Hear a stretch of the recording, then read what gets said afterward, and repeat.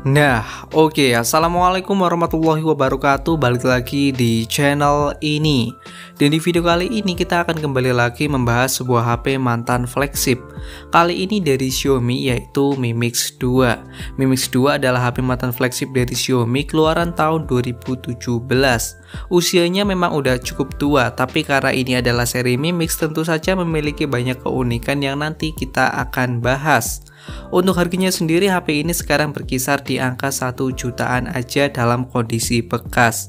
Dan seperti biasa, yang berminat dengan HP ini, link pembelian udah aku taruh di deskripsi. Dan kita langsung menuju ke inti pembahasannya aja. Seperti aku bilang di awal, HP ini memiliki banyak keunikan. Di bagian desain HP ini juga cukup unik. Bisa kalian lihat untuk bagian depan dari HP ini berbeda daripada HP Xiaomi pada umumnya.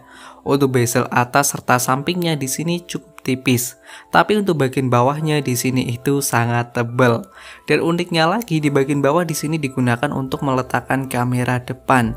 Jadi kamera depannya itu ada di bagian bawah. Kalau kita mau selfie, kita harus membalik posisi HP-nya agar bisa selfie dengan baik dan benar. Ini sih unik banget. Lalu untuk bagian belakangnya, HP ini itu menggunakan material keramik. Ini kesannya sangat premium. Ditambah lagi untuk sekeliling kameranya di sini menggunakan aksen warna emas.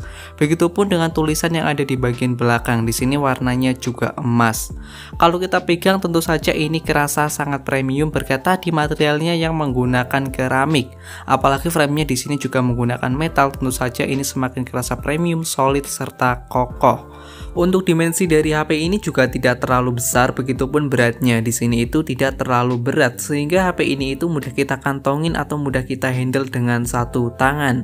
Pada intinya, Mi Mix 2 memiliki build quality yang sangat oke serta desain yang cukup unik.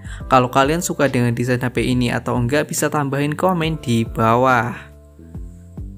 Pembahasan kita lanjutkan ke bagian layarnya. Nah, Mi Mix 2 ini layarnya itu bebas hambatan, tanpa notch, poni, atau kawan-kawannya. Dia menggunakan ukuran layar 5,9 inci. Resolusinya Full HD, menggunakan panel IPS LCD, udah dilindungi oleh Corning Gorilla Glass 4. Dan di sini nggak ada fitur apapun termasuk fitur HDR. Tapi untuk kualitas gambar yang dihasilkan, menurut saya sih masih kerasa cukup bagus. Meskipun tidak segonjreng AMOLED ataupun kontrasnya tidak sebagus AMOLED. Tapi buat saya di sini sih udah cukup banget, asalkan ini gambar yang dihasilkan masih kelihatan oke. Saya nggak akan mengeluh, ini lebih bagus daripada layar IPS pada umumnya menurut saya. Meskipun kalau kita lihat dari samping akan ada perbedaan warna, tapi tidak terlalu mencolok. Kalau kalian tidak perhatikan dengan baik, itu tidak akan terlalu ketara. Dan untuk ngelihat konten berupa tulisan di sini itu masih kelihatan dengan cukup baik, meskipun resolusinya itu cuma Full HD aja. Lalu untuk responsivitas layar dari HP ini cukup bagus. Saya pakai buat ngetik ataupun ngegame. Di sini itu tidak kerasa delay atau apapun itu. Ya, layar dari HP ini menurut saya sih masih sangat oke, lebih baik daripada HP baru dengan harga 1 jutaan atau bahkan 2 jutaan. Kemudian kita beralih ke bagian performanya. Seperti aku bilang di awal, dulunya HP ini adalah mantan flagship. Tentu saja dia menggunakan prosesor mantan flagship juga, yaitu Snapdragon 835 10 nanometer dengan Adreno 540. RAM-nya sendiri di sini 6 GB dengan internal yang saya beli adalah 64 GB, tidak bisa diekspansi menggunakan micro SD. Dan sayangnya di sini penyimpanannya itu masih bertipe MMC alias belum pakai UFS. Jadi kemungkinan akan terasa lebih lambat. Lalu bagaimana performa dari HP ini untuk menjalankan berbagai macam kebutuhan dari yang ringan sampai dengan berat? Untuk menjalankan aplikasi yang cukup ringan di sini masih kerasa oke menurut saya. Seperti aplikasi yang biasa kita pakai untuk komunikasi, sosial media, nonton atau yang lainnya, di sini sih masih oke. Nggak ada kendala sama sekali yang saya rasakan. Begitupun untuk menjalankan aplikasi yang kelasnya itu menengah seperti editing menggunakan KineMaster ataupun VN, di sini masih kerasa sangat lancar, nggak ada kendala sama sekali, kecuali kalau kalian bermain atau menggunakannya terlalu lama, mungkin HP akan kerasa cukup hangat. Tapi untuk menjalankan aplikasi yang lumayan berat, HP ini menurut saya sih udah kurang nyaman. Seperti saya biasanya bermain eFootball 2023 atau CODM di grafik tertinggi, HP ini itu akan kerasa cukup panas di bagian belakang. Apalagi kalau saya bermain lebih dari 30 menit, ini panasnya sih udah parah banget. Tapi kalau saya turunin grafis ke terendah atau medium, di sini sih masih cukup oke untuk dimainkan. Ya, tapi tetap kerasa cukup panas jika kita bermain lebih dari 30 menit lah. Pada intinya jika kita bermain lebih dari 30 menit, HP ini itu panasnya ya cukup terasa. Jadi kalau kalian berencana beli HP ini untuk game yang berat, saran saya sih mending pilih HP lain dengan spek yang lebih tinggi atau dengan harga yang lebih mahal. Soalnya ya tidak bisa bohong lah, ini prosesor udah keluaran tahun 2017, jadi untuk menjalankan aplikasi berat ya udah kurang nyaman. Tapi kalau aplikasi yang kayak menengah sampai dengan ringan ini sih masih oke banget. Untuk baterai dari HP ini hanya berukuran 3400 mAh. Ini tergolong cukup kecil daripada Xiaomi yang biasanya kita kenal. Tapi menurut saya untuk baterai segini sih masih tergolong cukup awet. SOT yang saya dapatkan itu berkisar di angka 4 sampai dengan 5 jam. Ini lebih baik daripada Sony Xperia XZ2 ataupun Sony Xperia XZ3. Sedangkan untuk pengecasannya di sini itu hanya support 18 watt. Untuk mengecas dari 1% sampai 100% kira-kira butuh waktu 1 jam 50-an menit sampai dengan 2 jaman. Kemudian kita beralih ke bagian kameranya. Nah, HP ini itu di bagian belakang memiliki satu kamera aja, resolusinya 12 megapiksel, mampu merekam sampai dengan 4K 30 fps. Sedangkan untuk kamera depannya di sini resolusinya cukup kecil, hanya 5 megapiksel aja. Perekamannya pun hanya mentok di Full HD 30 fps aja. Lalu untuk hasil kamera dari HP ini menurut saya sih biasa aja.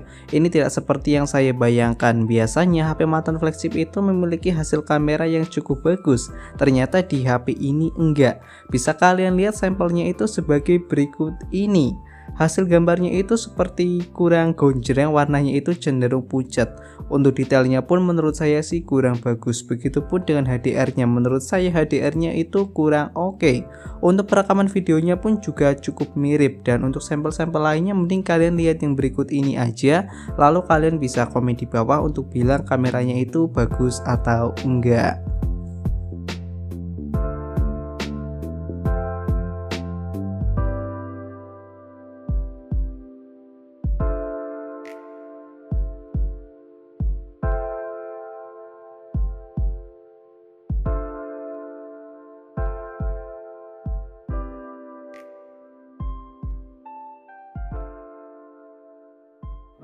Nah, ini adalah sampel perekaman dari Mi Mix 2 biasa di resolusi Full HD 30 fps. Untuk kualitas dari perekaman gambarnya bisa dinilai dan perekaman audionya juga bisa dinilai. Untuk kestabilannya di sini kelihatan cukup stabil dan posisi pengambilan gambar di sini agak membelakangi cahaya, jadi mungkin kelihatan agak gelap. Kalau enggak membelakangi cahaya seperti ini bisa dinilai aja sendiri bagus atau enggak. Lalu untuk fokusnya bisa dilihat, fokusnya seperti ini. Nah, bagus atau enggaknya kalian bisa komen aja di bawah. Nah, ini adalah sampel perekaman kamera depan dari Mi Mix 2. Kualitas gambarnya seperti ini, bisa kalian nilai bagus atau enggaknya mulai dari stabilisasi, fokus ataupun kualitas gambarnya. Kemudian kalau di posisi backlight seperti ini.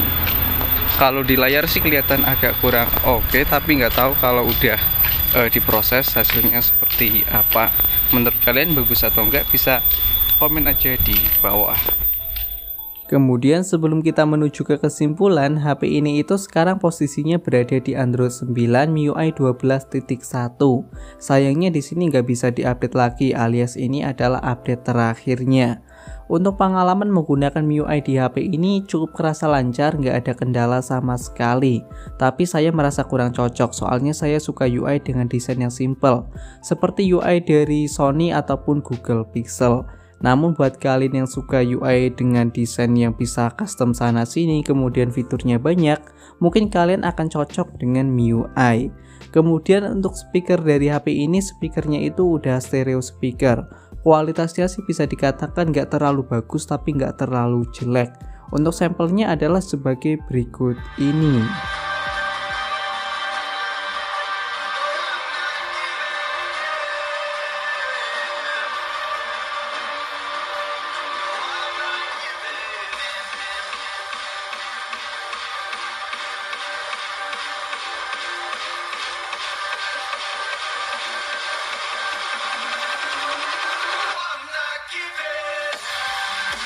Kesimpulannya bagaimana? Apakah HP ini masih layak untuk tahun 2022 ataupun tahun 2023?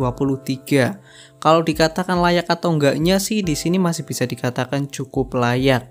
Tapi buat kalian yang cari HP dengan performa yang gahar, mending kalian cari HP yang lain. Harganya itu ya bisa di atasnya dikit nggak apa-apa. Seperti Pocophone F1 itu harganya selisih sedikit tapi performanya jauh lebih oke. Apalagi kalau kalian oprek, kameranya juga oke. Kalau kalian install Gcam itu lebih worth it daripada HP ini. Tapi buat kalian yang cari HP dengan desainnya unik, feel yang premium serta mewah, ini itu sangat oke lah, sangat worth it. Ini itu berbeda daripada HP pada umumnya. Ini itu desainnya unik, feelnya premium juga. Ya ini berbeda daripada HP pada umumnya lah. Kalau kalian bawa keluar mungkin ini bisa menjadi daya tarik tersendiri. Tapi kalau cari performa mending kalian sih cari HP yang lain aja. Dan videonya juga sekian aja dari saya. Apabila ada kesalahan saya mohon maaf. Jangan lupa like, komen, dan subscribe. Terima kasih. Wassalamualaikum warahmatullahi wabarakatuh.